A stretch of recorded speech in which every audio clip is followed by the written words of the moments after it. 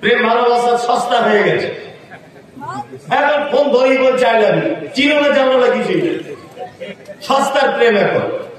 ওই জন্য এখন দেখবেন আত্মহত্যা বেশি, সস্তার প্রেম আত্মহত্যা বেশি, ডিভোর্স বেশি, ব্রেকআপ বেশি, পরকীয়া বেশি, কারণ এখন প্রেম হয়েছে সস্তা। আর আগেকার দিনে কেমন হতো? আগেকার দিনে স্কুলে যেত, একটা চিঠি লিখে বলতো তুমি কি আমাকে পছন্দ করো বলে পিয়ন থাকতো, বা পিয়নকে দিয়ে চিঠি পাঠাতো। ও আবার চিঠি পড়ে 4 দিন পরে উত্তর দিত, মোটামুটি করি 4 দিন পর। তাই স্কুলে যখন দেখা হতো তখন বলতো শোনো ফোন তো নাই, তা রাস্তায় যখন আমি আমার মায়ের সাথে ঘুরবো তখন কিন্তু তুমি আমাকে দিদি বলে ডাকবে। আচ্ছা, আমার মা বুঝতে পারবে ব্যাপারটা তোমার আমার কিছু চলছে। আর ও তখন বলছে আমাকে যখন সবার সামনে দেখবে তুমি তখন আমাকে ভাই বলে ডাকবে। তবে হ্যাঁ, যখন তুমি দেখতে পাবে যে আমি ডান চোখটা এরকম করছি তখন বুঝতে পারবে যে ফটিকদের গোয়াল ঘরের পাশে তোমার সঙ্গে দেখা করার ডেট হচ্ছে। আগে এসব হতো না, প্রেম ইশারা হতো না, হতো। একটা ছেলে একটা মেয়েকে ভালোবাসে খুব, তার বন্ধুকে বলছে দেখবি অমুকের মেয়ে আমার কত ভালোবাসে। তো বলছে অমুকের মেয়েকে এত ধনী লোকের বেটি তুই কি করে ভালোবাসলি? বলছে ও আমায় ছাড়া বাঁচবে না। তো বলছে চল তাহলে দেখাবি তোর প্রেমিকা কত সুন্দরী আর কত তোকে ভালোবাসে। তো বন্ধুকে নিয়ে দেখাতে গেছে, গিয়ে মেয়েটা দেখছে ব্যালকনিতে বসে আছে। ও হাত বাড়িয়ে দিয়ে বলছে ওই দেখ।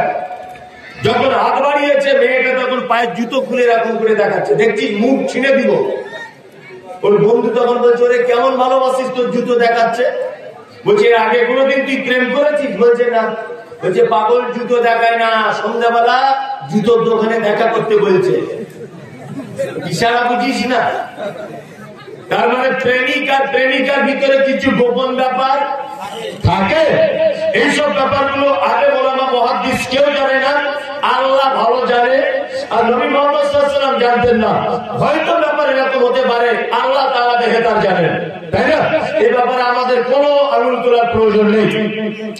আল্লাহ তাআলা বলছেন অল কলম ওমা ইয়াসতুরুন, কলম যেটা আমরা লিখি, আল্লাহ তাআলা বলছেন এই কলমের কসম করে আমি বলছি ওমা ইয়াসতুরুন, এবং এর দ্বারাতে যেটা লেখা হয়েছে আমি তার কসম দিয়ে বলছি।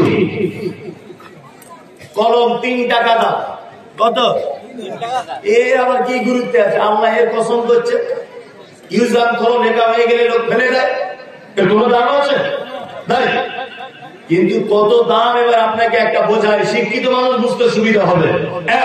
আচ্ছা বলুন তো, সারা পৃথিবীর সর্বপ্রথম আল্লাহ সুবহানাহু ওয়া তাআলা কি তৈরি করেছেন? কলম।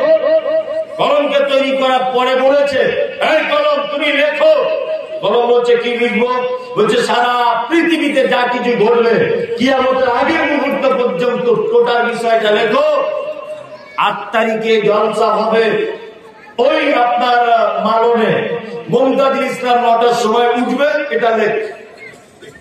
তারপরে নূর মোহাম্মদ বর্ধমানে আসবে, ওটাও লেখ। আর জলসাতে এরকম ভাবে এত লোক হবে, এটাও লেখ।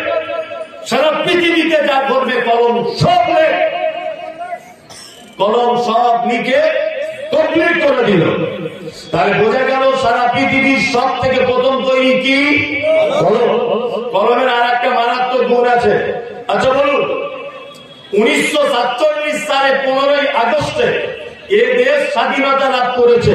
কত বছর আগে? কত বছর হবে? 80 বছর হতে যাচ্ছে নাকি?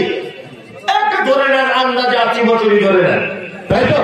47 আর একটা 23, কত বছর হচ্ছে? অত ক্যালকুলেটর হিসাব করতে পারছি না এত শর্ট টাইমে। ধরে নেন 75 থেকে 80 বছর। আচ্ছা বলুন তো, 75 থেকে 80 বছর আগে ক্যামেরা আবিষ্কার হয়েছিল? হয়েছে? হয়নি। ইমাম বুখারী তিনি ইমাম ছিলেন। তখনকার দিনে সোশ্যাল মিডিয়া ছিল না।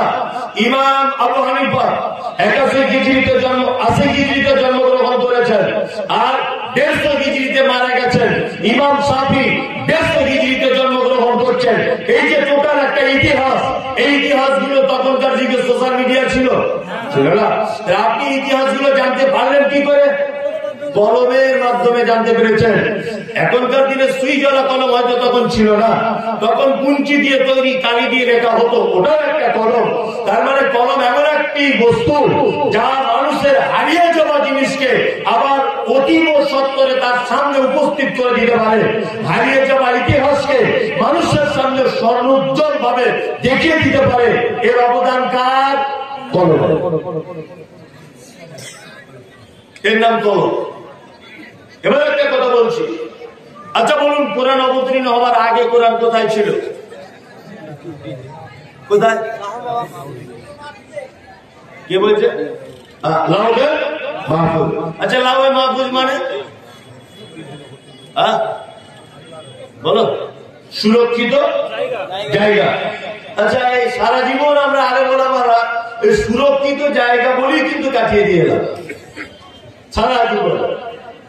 ঘটনা একদম ঠিক, ওর মানে হচ্ছে সুরক্ষিত জায়গা। কিন্তু এটা কেমন আজ পর্যন্ত জানা আছে? কেমন জানা নেই। আমি আপনাকে একটু ভাবানোর চেষ্টা করছি, দেখুন তো ভাবা যায় কিনা। আমি মুমতাজুল ইসলাম, খুব ভালো ছবি আঁকতে পারি, খুব সুন্দর। তাই এখানে একটা ব্ল্যাক বোর্ড আছে, কালো রঙের বোর্ড। আমার হাতে একটা রং আর তুলি দেওয়া হলো, দিয়ে বলা হলো মুমতাজুল সাহেব আপনি একটা শিশুর ছবি আঁকুন। আচ্ছা বলুন তো, শিশু বলতে উভয় লিঙ্গকে বোঝায় না একটা লিঙ্গকে? উভয় লিঙ্গকে বোঝায়, তাই না? তার মানে শিশু নারী হতে পারে, শিশু পুরুষ হতে পারে। আমি রং তুলিটা হাতে নিয়ে ছবিটা আঁকার আগে নিশ্চয়ই আমার মনের মণিকোটাতে এটা এঁকে থাকবে। শিশুটা দাঁড়িয়ে পেচ্ছাপ করছে, এটা আঁকবো? শিশুটা মায়ের কোলে আছে, এটা আঁকবো? না শিশুটা ঘুমিয়ে আছে, এটা আঁকবো? না শিশুটা পাপ্পুতে দুধ পান করছে, এটা আঁকবো? না শিশুটা দৌড়াচ্ছে, এটা আঁকবো? বলুন, রং তুলি হাতে নেওয়ার পরে আপনার পরিকল্পনার জগতে অলরেডি একটা ছবি আঁকা থাকবে কি থাকবে না? থাকবে। এই পরিকল্পনার জগৎটার নাম হচ্ছে লাউহে মাহফুজ। আল্লাহ সুবহানাহু ওয়া তাআলা সারা পৃথিবীতে কি করবেন না করবেন, সারা পৃথিবীতে কোরআন মাজিদে কি বলবেন না বলবেন, এই যে পরিকল্পনা করে রেখে দিয়েছিলেন, এই পরিকল্পনার নাম হচ্ছে লাউহে মাহফুজ। আল্লাহ তাআলা বলছেন কলমের কসম, 2 ওমা ইয়াসতুরুন, আর এর দ্বারাতে যেটা লেখা হয়েছে তার কসম, তার কসম। আল্লাহ তাআলা তারপর আবার বলছেন মা আনতা বিনিআমাতি রাব্বিকা বিমাজনুন। এই যে বলেছে আগে মুহাম্মদ সাল্লাল্লাহু আলাইহি ওয়াসাল্লামকে বদনাম দেওয়া হয়েছে কটা? 3টা। মুহাম্মদ সাল্লাল্লাহু আলাইহি ওয়াসাল্লামের বদনাম কটা? 3টা। একটা আল্লাহ তাআলা এখানে উত্তর দিচ্ছেন। এক, আল্লাহ তাআলা বলছেন মা আনতা বিনিআমাতি রাব্বিকা বিমাজনুন। নবী, কখনোই আপনি আপনার রবের অনুগ্রহে আপনি পাগল নয়। ওই যে মোহাম্মদকে পাগল বলেছিল, মনে আছে? ওই উত্তরটা আল্লাহ এই সূরাতে দিচ্ছেন মা আনতা বিনিআমাতি রাব্বিকা বিমাজনুন। আপনি আপনার রবের অনুগ্রহে কখনোই পাগল নয়। নাম্বার 3, আল্লাহ তাআলা বলছেন ওয়া ইন্না লাকা লাআজরান গায়রা মামনুন। এই যে বলেছিলাম, কি বলেছিলাম? যে আল্লাহ নবীর বেটা কেউ নাই। সবাই যখন বলছে তোমার বংশে কেউ নেই, বংশে কেউ নাই, আল্লাহ রাসূল বড় চিন্তা করে গিয়েছিলেন। সেই সময় আল্লাহ তাআলা বলছেন ওয়া ইন্না লাকা লাআজরান গায়রা মামনুন। নবী, আপনার টেনশনের কোনো কারণ নেই, একদম চিন্তা করবেন না। বেটা নাই বা থাকলো, আপনাকে আমি এমন এক পুরস্কার দিয়ে দিলাম গায়রা মামনুন, যে পুরস্কার জীবনে কোনোদিন কেটে দেওয়া হবে না। এবার বলুন তো দেখি, আবু জেহেলের উম্মত আছে পৃথিবীতে কেউ? আছে? আবুল আহাবের আছে? আছে? উদবা সাইবা নাই? নবীজির উম্মত আছে? আছে? আল্লাহু আকবার আছে। আর এখানে আল্লাহ তাআলা প্রাইজের কথা কি বলছে? ওই যে কাউসার দান করেছে নবীকে, আল্লাহ তাআলা এই জবাবটা আবার সূরা কাউসারের ভিতরে বলে দিয়েছেন ইন্না আতাইনাকাল কাউসার। নিশ্চয়ই আপনাকে আমি কাউসার দিয়েই দিয়েছি, দিব এই কথা আল্লাহ বলছেন না। ফাসল্লি, আপনি সালাত আদায় করুন, লিরাব্বিকা ওয়ানহার, এবং আপনি আপনার রবের উদ্দেশ্যে কুরবানি করুন। ইন্না শানিয়াকা হুয়াল আবতার, নিশ্চয় যারা আপনাকে নপুংস বলছে, যারা আপনাকে বলছে আপনার শিকড় কাটা, আমি আল্লাহ অচিরেই তাদের শিকড় কেটে দিব, আপনার শিকড় কাটবো না। বাস্তবে মিলেছে? আবু জেহেল আবু লাহাবের ভক্ত আছে? নবীজির ভক্ত আছে পৃথিবীতে? আছে। কিয়ামতের মাঠে অসংখ্য নবী থাকবেন। কিয়ামতের মাঠ কেমন হবে?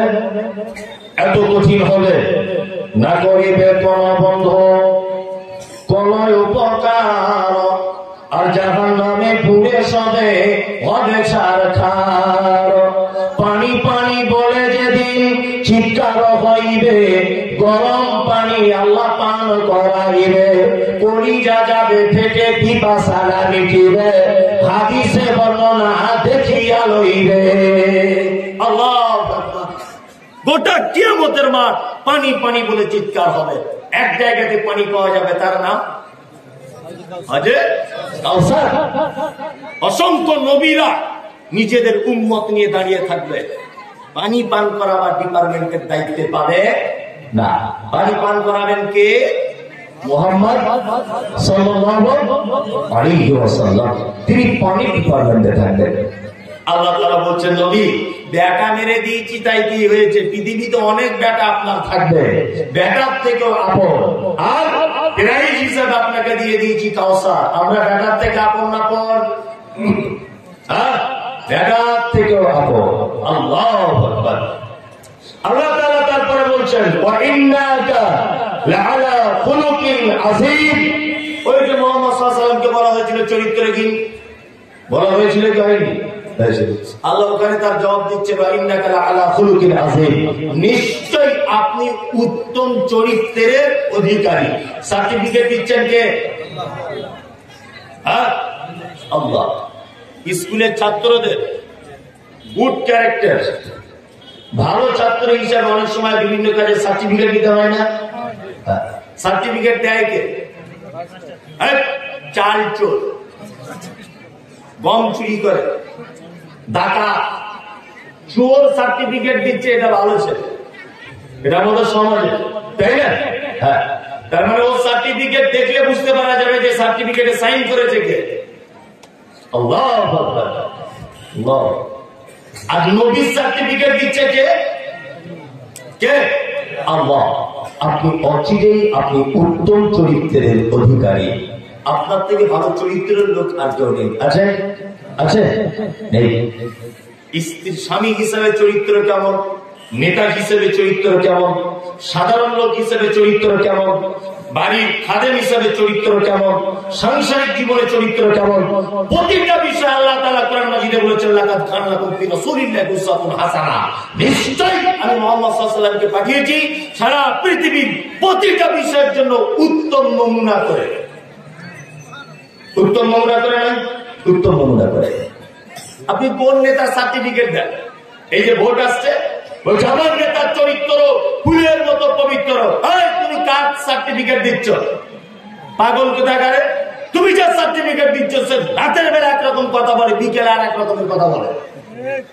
তার রাতের বেলা এক রকমের চরিত্র, দিনের বেলা আর এক রকমের চরিত্র। তুমি কার চরিত্রের কথা সার্টিফিকেট দিচ্ছ? এই মুসলমান হিসেবে তোমার এই স্লোগান দেওয়া উচিত ছিল, আমার নেতার চরিত্র ফুলের মতো পবিত্র, তিনি হচ্ছেন মুহাম্মদ সাল্লাল্লাহু আলাইহি ওয়াসাল্লাম। কেন আপনি অযথা মিথ্যাবাদী লোককে কেন সার্টিফিকেট দিতে যান? যে আমার নেতার চরিত্র ফুলের মতো পবিত্র, তোমার নেতার চরিত্র জানো? চলুন, সারা পৃথিবীতে কোন লোক, আমি মুমতাজুল ইসলাম এটা বলছি, এখানে বড় বড় আলেমরা রয়েছেন, আরো যারা এখানে আছেন, আমি একা জ্ঞানী লোক নয়, আপনারা আমার থেকে অনেক জ্ঞানী লোক।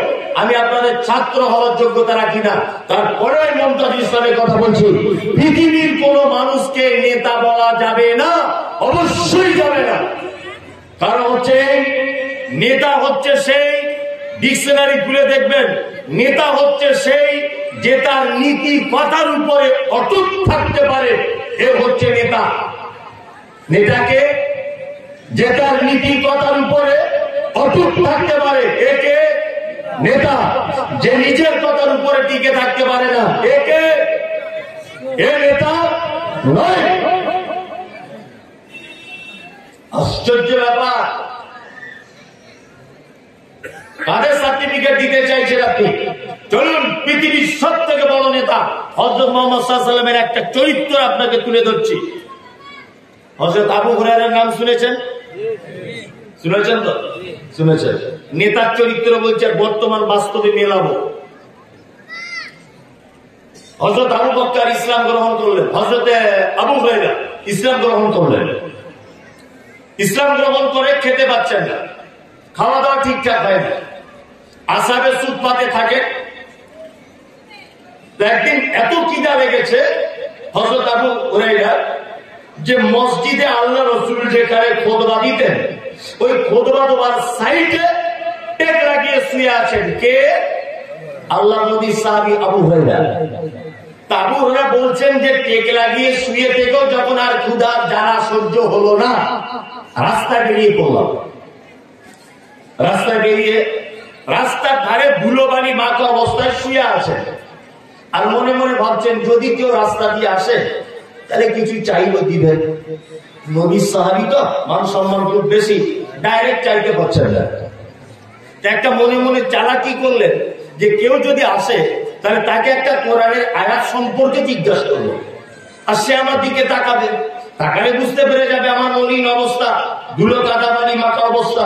নিশ্চয় দেখে আমার ব্যাপারে নিশ্চয় জিজ্ঞাসা করবে যে এই অবস্থা কেন। আমি যদি এখন ধুলোবালি রেখে এখানে বসে থাকি, তা আপনার আমাকে জিজ্ঞাসা করবেন যে আপনার এই অবস্থা কেন? করবেন কি করবেন না? করবেন। তো হযরত আবু হুরায়রা বসে আছেন। আসছেন কে? না আসছেন হযরত ওমর। কে? ওমর। তো হযরত ওমরকে আবু হুরায়রা বলছেন, ভাই কোরআনের এই আয়াতটা একটু বলে দিতে পারবেন? তা হযরত আবু হুরায়রা জিজ্ঞেস করার পরে ওমর আয়াতটা বলে দিয়ে চলে গেলেন। এইবারে হযরত আবু বকর ভাবছে তাহলে তো চালাকি করে কাজ হলো না। এবার দ্বিতীয়বার আসছে কে? হযরত আবু বকর। আবু বকর অবস্থা দেখতে পেলেন, হযরত আবু হুরায়রা ব্যাপারটা বললেন। বলার পরে হযরত আবু বকর চলে গেলেন। আবু হুরায়রা দেখছে, বলি বাবা, আবু বকর পাত্তা দিল না, চলে গেল। তাহলে মনে হয় খাওয়ার হলো না। এবার দেখছেন আস্তে আস্তে করে রাস্তা দিয়ে হেঁটে আসছেন বিশ্ব নবী মুহাম্মদ রাসূলুল্লাহ সাল্লাল্লাহু আলাইহি ওয়াসাল্লাম আসছেন। আল্লাহ রাসূল মুচকে হেসে দিয়ে বললেন, আবু হুরায়রা অবস্থা এরকম কেন? আবু হুরায়রা বলছে, আল্লাহ রাসূল ক্ষুধা জ্বালাতে।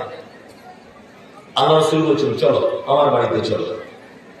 আল্লাহ রাসূল বাড়িতে নিয়ে যাচ্ছেন, আবু হুরায়রা পিছনে পিছনে যাচ্ছেন।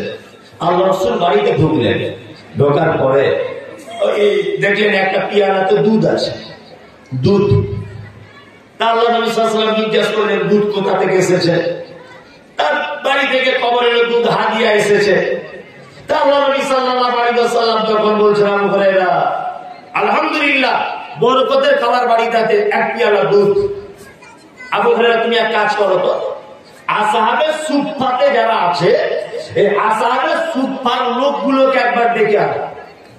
তখন আবু হুরায়রা মনে মনে ভাবছেন যে আল্লাহ আল্লাহ, এক পিয়ালা দুধ, এ তো আমার এক পেটের কোনাতেও লাগবে না, আবার আল্লাহর নবী খাবেন, আবার আসহাবে সুফফাতে যত লোক আছে সবাইকে ডাকতে বলছেন, তো মারাত্মক ব্যাপার। এখন নবী অর্ডার করছেন। আবু হুরায়রা কি করলেন? তাড়াতাড়ি করে চলে গেলেন। আসহাবে সুফফার সব লোকদেরকে ডাকা হলো। ডাকার পরে তারা এসেছে, তারা আল্লাহ রাসূলের সাহাবী। আল্লাহ রাসূল এক এক করে বললেন, এই দুধ পান করো। সবাই পান করছে, পান করছে, পান করছে, দুধ পান করতেই আছে। আল্লাহর নবীর সাহাবী আবু হুরায়রা ভাবছেন যে আমার আর নসিবে হলো না, আমার নসিবের দুধ নাই না। আল্লাহ রাসূল পান করলেন। পান করার পরে আবু হুরায়রা হাতে তুলে দিয়ে বলছে, আবু হুরায়রা চলো দুধ পান করো। আবু হুরায়রা একবার পান করলেন, বিশ্বনবী বলছেন আবার পান করো, আবার পান করলেন। আল্লাহ রাসূল বলছেন আবার। আবু হুরায়রা বলছে, আল্লাহ রাসূল পেটের জায়গা নাই তো। আবু হুরায়রা তারপরে বলছেন, যেমন পিয়ালাতে দুধ তেমনই রয়েছে। সুবহানাল্লাহ, যেমন দুধ যেমন দুধ তেমনই রয়েছে। এখান থেকে আপনাকে একটা শিক্ষা দিচ্ছি, শুনে রেখে দেন। আচ্ছা, আল্লাহ নবী সাল্লাল্লাহু আলাইহি ওয়াসাল্লাম তখনকার দিনের জন্য নেতা ছিলেন কি ছিলেন না? ছিলেন, তাই তো? এবার আপনাকে একটা কথা বলি, তাহলে নেতার প্রজাকে কে?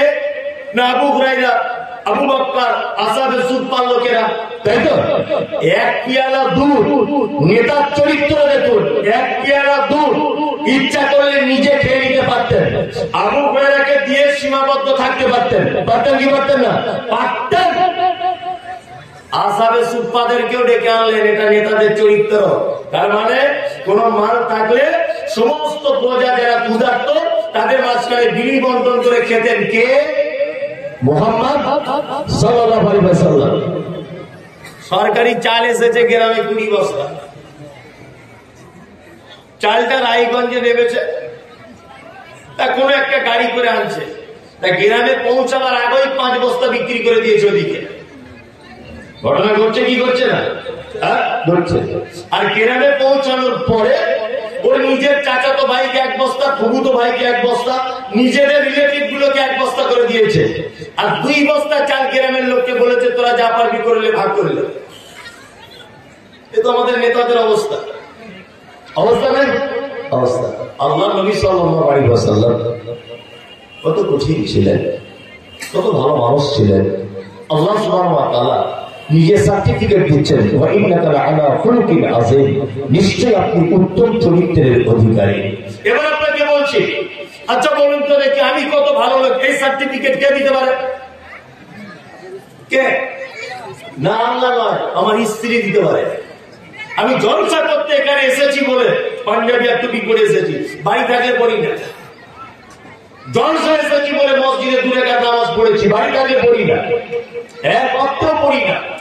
বোঝানোর জন্য আপনাকে বলছি, জি আমার স্ত্রীকে এই গ্রামে বেড়াতে এনেছি, হাতে বোরকা, হাতে মোজা, কপালে চশমা, পায়ের পাতা পর্যন্ত মোজা পরা। ও আমাকে আপনি বলে যাচ্ছে, আমি ওকে আপনি বলে যাচ্ছি।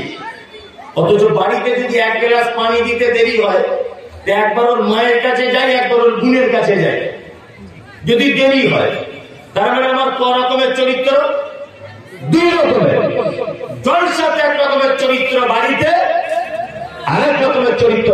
আমি কত বড় চিটিংবাজ আমার বউ ছাড়া আর কেউ জানে না। আমি কত বড় বেনামাজি আমার বউ ছাড়া আর কেউ জানে না। জানেন? আমি কত বড় হারামখোর এটা আমার বউ ছাড়া আর কেউ জানে জানে না। তার মানে একটা পুরুষ মানুষ কত ভালো, সার্টিফিকেট কে দিতে পারে? তার স্ত্রী।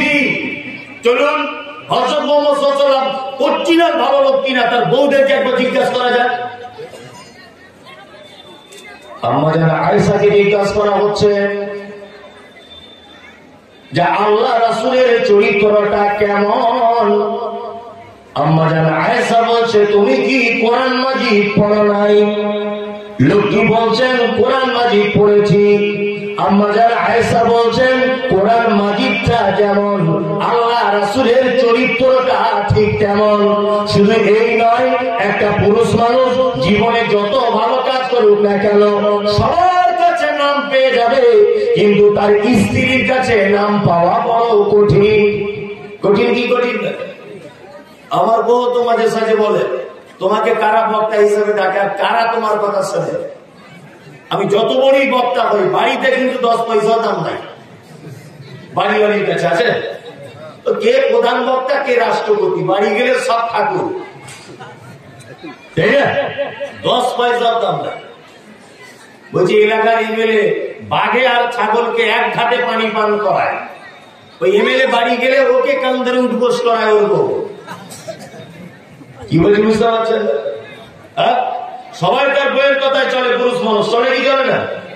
চলে তো চলে। মাঝখানে একটা কথা বলে দিই, তাহলে আপনারা ঘুমিয়ে আছেন কিনা বোঝা যাবে।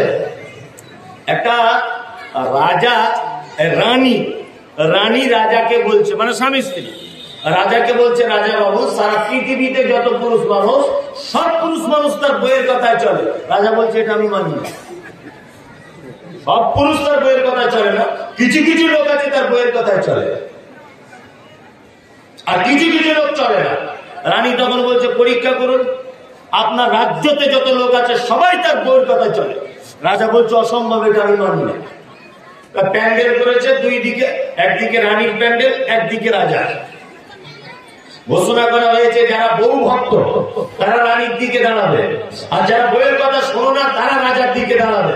প্যান্ডেলের দুটো পাক, সকাল 6টা থেকে দুপুর 12টা পর্যন্ত রাজার দলে একটা লোক না, সব রানীর দিকে।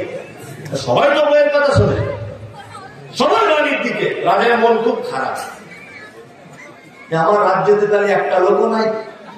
দেখছে ঠিক দুপুরে 1টার দিকে একটা বয়স্ক লোক ছাতা মাথায় দিয়ে রাজার দিকে আসছে। রাজা তখন বলছে মাশাআল্লাহ, যাক মান সম্মান বাঁচলে, একটা লোক অন্তত আছে যে তার বইয়ের কথা শোনে না। আমার রাজ্যতে একটা লোক আছে। তখন রাজা আস্তে আস্তে একটা ফুলের মালা নিয়ে লোকটার কাছে গিয়ে বলছে, চাচা আমি রাজা হতে পারি কিন্তু মালাটা তোমাকে দেবো, তুমি আমার বইয়ের কাছে আমাকে জিতিয়েছ। তখন ওই বুড়ো লোকটা বলছে, রাজা বাবু আমি এমনিতে দিকে দাঁড়াই না, বাড়িতে আসার সময় আমার বউ বলেছে বেশি ভিড়ে দাঁড়াবে না, ফাঁকা জায়গায় দাঁড়াবে, ওই জন্য রানীর দিকে ভিড় বেশি, ওই জন্য রাজা আপনার দিকে দাঁড়িয়েছি ফাঁকা জায়গায়। আচ্ছা বলুন তো, আর কেউ বাকি থাকলো? কেউ বাকি থাকলো? কেউ বাকি থাকলো না। আপনি জীবনে যত ভালো কাজ করেন আপনার বইয়ের কাছে নাম পাবেন না, পাবেন ষড়যন্ত্র করতে পাবেন না। আল্লাহ নবী সাল্লাল্লাহু আলাইহি ওয়াসাল্লাম বোকা লোক ছিলেন না দামি লোক ছিলেন? দামি লোক। আল্লাহ রাসূলের একটা হাদিস শুনে নেন, আল্লাহু আকবার। এটা অনেক জায়গাতে বলি, তবু কথা প্রসঙ্গ এসে গেছে বলে বলছি। আল্লাহ নবী সাল্লাল্লাহু আলাইহি ওয়াসাল্লাম মিরাজে গেলেন। মিরাজে গিয়ে দেখছে শুধু নারী আর নারী জাহান্নামের ভিতরে, শুধু নারীতে ভর্তি জাহান্নাম, আর গরিব মানুষদেরকে দিয়ে জান্নাত ভর্তি, আর ধনী মানুষদের অধিকাংশকে দেখলাম জাহান্নামের ভিতরে। আল্লাহ রাসূল ফেরত এলেন। ফেরত আসার সময় বক্তব্য রাখতে রাখতে বলছেন, ইয়া মাশাআর নিসা তাসাদদাকনা, ওই নারীরা সাদকা করো, সাদকা। এইমাত্র আমি তোমাদেরকে জাহান্নাম থেকে দেখে এলাম। একজন মহিলা বলছেন, আল্লাহ নবী জাহান্নামে দেখে এলেন, ঠিক আছে, আমাদেরকে বারবার সাদকা করার কথা বলছেন, সব ঠিক আছে, তা আমরা জাহান্নামে যাব কেন? এই কেনটা একটু আপনি বলে দেন। বিশ্বনবী বললেন, প্রথম কারণ হলো অধিক নারীগণ, অল্প ধনেতে তাদের ভয় না কমন। দ্বিতীয় কারণ হলো সমসমাচার, না শুকরিয়া করে ভোগ স্বামীকে তাহার, জীবত যে বেশি করে এক অপরের তরে, এহেন কারণে নারী যাবে জাহান্নামে। আল্লাহু আকবার। অল্প জিনিসে মন ভরে না। আপনাদের দিনাজপুরের মেয়েদের ভরে, আমাদের ওদিকে ভরে না। আপনাদের এখানে ভরে না? ভরে না বললে আমি মারি খাবো। বাবা, বিপদে আমি পড়ি, বিপদে যা পড়েছি পড়েছি, আর পড়বো না। কি বললাম? আর বিপদে পড়বো না। আর 2 নম্বর, স্বামীর অকৃতজ্ঞ মেয়েরা। স্বামীর অকৃতজ্ঞ হয় না? আপনি পরীক্ষা করে দেখুন, আপনার কাছে একটা কাঁঠাল হয়েছে, কাঁঠালটা পেড়ে স্বামী স্ত্রী দুজনে খাচ্ছেন, কোয়া বলে আপনাদের কি বলে? কাঁঠালের কোয়া বলে। আর ওটা খাচ্ছেন, আপনার স্ত্রীকে বলবেন, হ্যাঁ কেমন মিষ্টি, এক চান্সে বলবেন মোটামুটি মিষ্টি দেবো, আমার আব্বাদের গাছের মতো মিষ্টি লাগে, এটা বলবে, বলবে না? আপনার বাড়িতে বড় কাতলা মাছ ধরেছেন, পুকুর থেকে রান্না করে খাচ্ছেন, আপনার বউকে বলবেন খুব স্বাদ মাছটা, বলবো অত সহজ না, আমার আব্বা দেশে দক্ষিণ মাঠে একটা পুকুরের মাছ, কি যে স্বাদ, অথচ ওর বাপের পুকুরের মাছটা 1.5 কেজি হয়ে যাবে, আর আপনারটা 12 কেজি, তবুও স্বীকার করবে না। এর নাম নারী, এর নাম কি? নারী। আল্লাহু আকবার। তার মানে স্ত্রীর কাছে মন পাওয়া বড় মুশকিল। চলুন, নবীজির বিবিরা সার্টিফিকেট দিলেন যে কোরআনে যা বলা আছে আল্লাহ নবী জীবনীতে তাই। চলুন এবার রাসূলুল্লাহকে জিজ্ঞাসা করা হোক, আপনি আপনার বিবিদের ব্যাপারে কেমন? বিশ্বনবী বলছেন, ওই পুরুষ হচ্ছে উত্তম পুরুষ মানুষ। কোন সে পুরুষ? যে তার স্ত্রীর কাছে ভালো পুরুষ। আমি নবী আমার বিবিদের কাছে উত্তম স্বামী। চলো, আমি কত ভালো লোক, দ্বিতীয় সার্টিফিকেট কে দিতে পারবে? আমার বাড়ির চাকর, তাই না? আমার কাজের লোক, আমি কত ভালো লোক। আমার গাড়ি দিয়ে চালায় ড্রাইভার, ও বলতে পারবে আমি কত ভালো লোক। পারবে কি পারবে না? 24 ঘন্টা আমার সাথে থাকে, তাই তো? চলুন হযরত মুহাম্মদ সাল্লাল্লাহু আলাইহি ওয়াসাল্লামের বাড়ির একটা কাজের লোককে জিজ্ঞাসা করা যাক না নবীজি কেমন ছিলেন। হযরত আনাস নাম শুনেছেন? হযরত আনাস বলছেন, আমি 10 বছর আল্লাহর নবীর সেবা করেছি। আল্লাহর নবী আমাকে বলেছে, আনাস তুমি এটা কেন করলে, এটা তুমি কেন করলে না? একবারও জীবনে 10 বছর 11 বছরে একবারও নবীজি এ কথা আমাকে বলেনি, আনাস তুমি কেন খেলে, এটা তুমি কেন খেলে না? কেন বললে, এটা তুমি কেন বললে না? এখানে তুমি কেন গেলে, এখানে তুমি কেন গেলে না? হযরত আনাস বলছেন, আল্লাহর নবীর হাতের মতো সুন্দর নরম হাত আমি পৃথিবীর অন্য কারো আর দেখি নাই। আল্লাহর নবীর মতো গায়ের সুঘ্রাণ আমি পৃথিবীর কোন পুরুষের দেখি নাই। আল্লাহর নবীর মতো উত্তম ব্যবহার আর পৃথিবীর কোন মানুষের দেখি নাই। 11 বছর যাবৎ একটা লোকের কাছে থাকার পরে একজন বাচ্চা বলছে যে আল্লাহর নবী কোনদিন আমার ব্যবহারে এটা বলেনি যে আনাস তুমি এটা কেন করলে, এটা তুমি কেন করলে না? একবারও বলেনি। 11 থেকে 10 থেকে 11 বছর বয়স পর্যন্ত। ভাবা যায় বলুন? একটা দোকানের কর্মচারী তার মালিকের কাছে 2 বছরের বেশি কাজ করতে পারে না, তার ব্যবহারের কারণে পালিয়ে যায়। অথচ এখানকার মেয়েরা কিন্তু খুব খারাপ, এত চিল্লামি, মানে যার ঘরে আছে তার 12টা বাজিয়ে দিচ্ছে, সে বেচারা সুস্থ নেই। আপনারা একটু চুপ করুন মায়েরা, আপনারা চুপ করুন, অত চিল্লামি করলে হবে? আসলে ওদেরকে তো বলে হবে না, আল্লাহ জান্নাতে পর্যন্ত টিকতে পারবে, পেরেছে? জান্নাত পর্যন্ত ওরা অমান্য করে চলে এসছে পৃথিবী। 4টিখানির ব্যাপার নয়, ওদের পাল্লা যে পড়েছে তাকে আন্ডারপ্যান্ট করে ঘুরিয়ে দিবে, সাংঘাতিক। ওই জন্য বলছি মায়েরা খুব সাবধানে থাকো, দাদা আপনাদের ব্যাপারে বলতে লেগে যাবো। চুপচাপ মেরে বসে থাকো, আপনারা কেন এত চিল্লামিল্লি করছেন? তার রাসূলুল্লাহ সাল্লাল্লাহু আলাইহি ওয়াসাল্লামের কথা বলছিলাম, ওনার চরিত্রের কথা, তাই তো? আল্লাহ সুবহানাহু ওয়া তাআলা এবার পবিত্র আল কোরআনে কয়েকটা আবার কথা বলছেন। কি কথা বলছেন? ফাসাতুবসিরু ওয়া ইউবসিরুন, নবী অচিরে আপনিও দেখতে পাবেন, তারাও দেখতে পাবে যে আইয়ুকুমুল মাফতুন, কারা আছে কল্যাণের ভিতরে আর কারা আছে অকল্যাণের ভিতরে। রাসূলুল্লাহ দেখতে পাননি? আবু জেহেল বাঁচতে পেরেছিল? পেরেছে? ফেরাউন মরেছে না মুসা? ফেরাউন মরেছিল না মুসা? ফেরাউন। নমরুদ মরেছিল না ইব্রাহিম? নমরুদ। আল্লাহু আকবার। আপনি যদি ঈমানদার লোক হয়ে যান, আপনি যদি আল্লাহর হয়ে যান, তা আপনার সাপোর্টে কে হবে? আল্লাহ, আল্লাহ, আল্লাহ। চলুন আল্লাহ তাআলা নবীকে বলছেন, ইন্না রাব্বাকা হুয়া আ'লামু বিমান দাল্লা আন সাবিলি, নিশ্চয়ই আল্লাহ তিনি জানেন কারা আছে গোমরাহি পথে, কারা আছে সৎ পথে। হুয়া আ'লামু বিল মুহতাদিন, আল্লাহ এটা জানে যে কারা হিদায়াতের পথে আছে। এবার আপনাদেরকে একটা কথা বলে রাখছি, শুনে রেখে দেন। যাকে দেখবেন মাস্টার মশাইরা, যে ছাত্র দেখবেন প্রতিদিন পড়া করে, প্রতিদিন পড়া হয় একটা ছাত্রের, একদিন পড়া হয়নি, মাস্টার দেখবেন তাকে মারবে, মারবে না? মারবে। কারণ মাস্টার মেরে এটা বোঝাতে চায় যে তুই এত ভালো ছেলে, তোর কেন আজকে পড়া হলো না। আর যার কোনদিন হয় না, মাস্টার জানে ও গরু, তোর হলেই কি আর না হলেই, তাই না? তাহলে যারা খুব ভালো হয় তাদেরকে বারবার গাইড করা হয়, হয় না? হয় কি হয় না?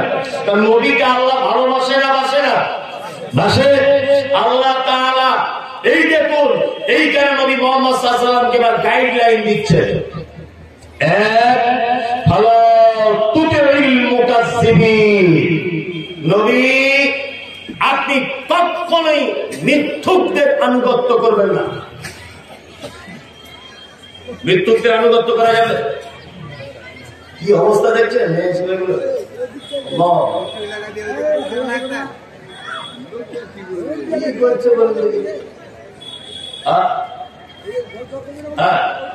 চুপ করুন। আল্লাহ তাআলা নবীকে বলছেন ফালা তুতিল মুকাজ্জিবিন, আপনি মিথ্যুকদের আনুগত্য করবেন না।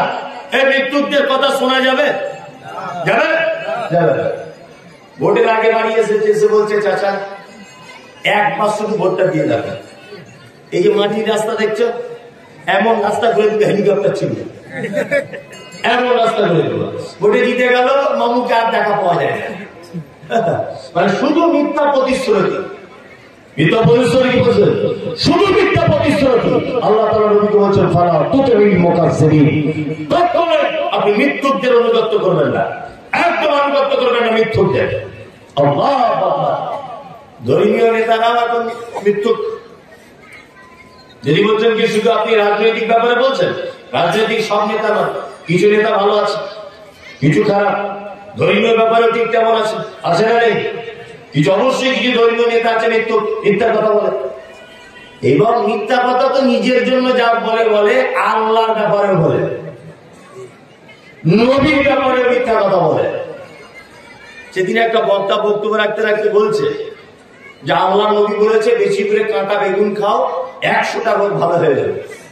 আচ্ছা বলুন তো, নবী এত বড় কথা বলতে পারে?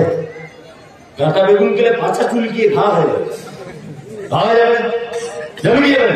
আল্লাহ নবী এত বড় ভুল কথা বলতে পারেন?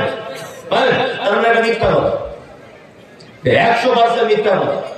আমি সেদিন ওখানে বলেছি, আজকেও বলেছি। ওই যে ছেলেটা বসে আছে, সন্ধ্যা থেকে আমাকে যখন থেকে এসেছি তখন বলছে সবে বরাত রোজা আছে না নেই। আমি বারবার বলছি সবে বরাত রোজা নাই। একটা মানুষ যদি মনে করে যে জাহান্নামে যাব, তো ও যদি শুধু সবে বরাতকে কেন্দ্র করে যদি একটা রোজা যদি রেখে দেয়, তাহলে বিপদ হয়ে গেল, তার খুব বিপদ। কারণ রাসূলুল্লাহ বলেছেন কুল্লু বিদআতিন দালালা ওয়া কুল্লু দালালাতিন ফিন্নার, অবশ্যই প্রত্যেক বেদাত নতুন আবিষ্কৃত কাজ হচ্ছে ভ্রষ্টতা। প্রত্যেক ভ্রষ্টতাকারী স্থান কোথায়? মধ্যে, না মানে আগুন, আগুনের মধ্যে। বারবার ব্যাপারটা বোঝানোর চেষ্টা করেছি। আল্লাহ রসুল, আবার বলছি, অনেকজন বলতে বলেছে বলে, আল্লাহ রসুল শাবান মাসে রোজা রাখতেন। আম্মাজান আয়েশা থেকে একটা হাদিস বর্ণিত আছে যে এমনও আল্লাহ রসুলের রোজার ব্যাপারে আশঙ্কা করতেন আম্মাজান আয়েশা নিজে, যে আল্লাহ রসুল মনে হয় শাবান মাসে রোজা রাখতে, রোজা ছাড়তে মনে হয় ভুলে গেছে।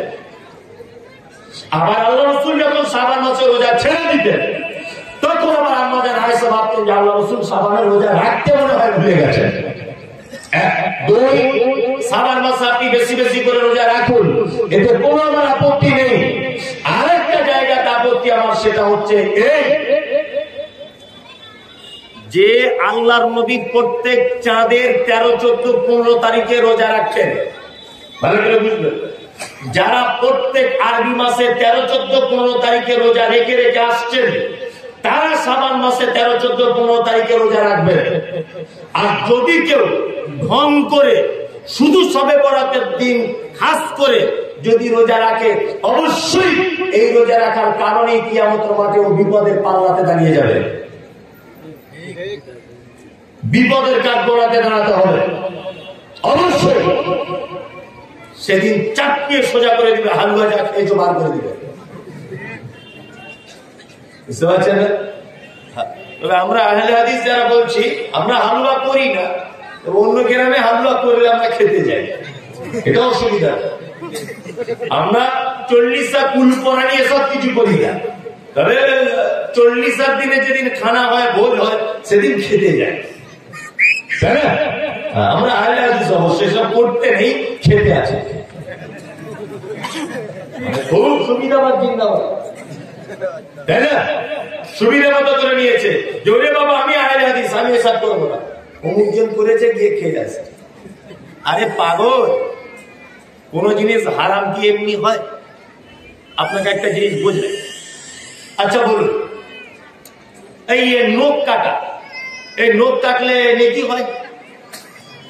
হয় হয় এমনি লোক কাটলে বাইরেতে নেকি কি, এ তো জাগতিক কাজ, তো দুনিয়াবি একটা কাজেতে নেকি গুনার কিছু নেই, আছে এই লোকটা যদি আপনি মনে মনে করেন যে শুক্রবারে কাটবো, নবী কেটেছিল বলে শুক্রবারে আমি কাটবো, অবশ্যই আপনি সুন্নতের নেকি পাবেন।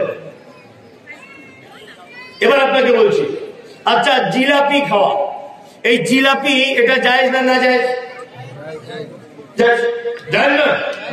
আচ্ছা এই জিলাপিটা যদি আমি কিনে কোনো মাজারে মানত করি, জিলাপিটা খাওয়া যাবে না যাবে না? যাবে। ফেরাউন লোকটা ভালো না খারাপ? এর নাম যদি কেউ মুখে বলে নেকি হবে না গুনাহ হবে? গুনাহ হবে। আচ্ছা কোরআনে ফেরাউনের নাম আছে না নাই? কোরআনে যদি ওর নামটা বলেন প্রত্যেক অক্ষরে 10টা করে নেকি হবে কি হবে না? আবু জেহেল ভালো লোক না খারাপ লোক? খারাপ লোক। এর নাম কোরআনে আছে তাব্বাত ইয়াদা আবি লাহাব ওয়া তাব্বা। আবু লাহাবের নাম কোরআনে আছে না নেই? আছে। প্রত্যেক ওর নাম বললেই প্রত্যেক অক্ষরে 10টা করে নেকি। তার মানে শুধু স্থান একটু পরিবর্তন করে দিলেই হালাল হালাল। শবে বরাতের উদ্দেশ্যই যদি হালুয়া করা হয়, অবশ্যই আপনি হালুয়া খাবেন না, এমনি হালুয়া যায়। কি বলছি বুঝতে পারছেন?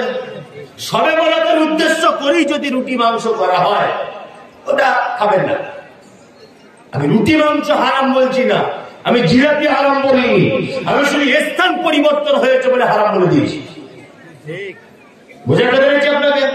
হ্যাঁ, তার মানে বোঝা যাচ্ছে এই শবে বরাত না করলেও কারোর বাড়িতে হালুয়া খেতে যাবেন না। কি আশ্চর্য! সাত মানে রাত, বারাত বরকতপূর্ণ, যেটাকে বলা হয় ভাগ্য রজনী। আল্লাহ বড় খাতা নিয়ে আসে, কার ভাগ্যে কি আছে লিখতে আসে। মানে মানুষের ধারণা আছে না? আছে। যে সমস্ত হুজুরেরা এই বক্তব্য রাখছে, অবশ্যই ধর্মীয় ব্যাপারে এরা প্রতারণা করছে মানুষের সঙ্গে, এবং ধর্মীয় ব্যাপারে হযরত মুহাম্মদ সাল্লাল্লাহু আলাইহি ওয়াসাল্লামের সঙ্গে মিথ্যা কথা বলছে। আল্লাহ নবী সাল্লাল্লাহু আলাইহি ওয়াসাল্লাম বলেছেন, বাল্লিগু আন্নী ওয়ালাউ আয়াত, আমার পক্ষ থেকে একটা আয়াত যদি জানা থাকে মানুষকে তুমি বলে দাও। হাদিসু আন বানি ইসরাঈল ওয়া আয়াত, বানি ইসরাঈলের কিছু কিসসা কাহিনী জানা থাকলে ওতে বলো, কোনো দোষ নেই। ওমান কাযাবা আলাইয়া মুতাআম্মিদান ফালিয়াতাবাওয়া মাকাদাহু মিনান নার, যে কথা আমি বলিনি, যে কাজ আমি করিনি, আমার নাম করে যদি কেউ বলে, অবশ্যই তাকে জাহান্নামের ভিতরে থাকতে হবে, তার বাসস্থান হবে জাহান্নাম। হুজুর তুমি যে বারবার সোশ্যাল মিডিয়াতে বলছো যে মুমতাজুল ইসলাম নবীকে ভালোবাসে না, শবে বরাতের বিরোধিতা করছে, আমি মুমতাজুল ইসলাম নবীকে ভালোবাসি, তার সুন্নতকে মেনে ভালোবাসি। তোমার মতো বদমাশরা সুন্নতকে অপমান করে নবীকে ভালোবাসা যায় না। আমরা সুন্নতকে অপমান করে অন্তত পক্ষে আহলে হাদিসরা নবীকে ভালোবাসতে চাই না। সুন্নতকে ভালোবেসেই নবীকে ভালোবাসবে ইনশাআল্লাহ। বেদাতের সঙ্গে আপোষ করবেন না, বেদাতের সঙ্গে আপোষ করবেন।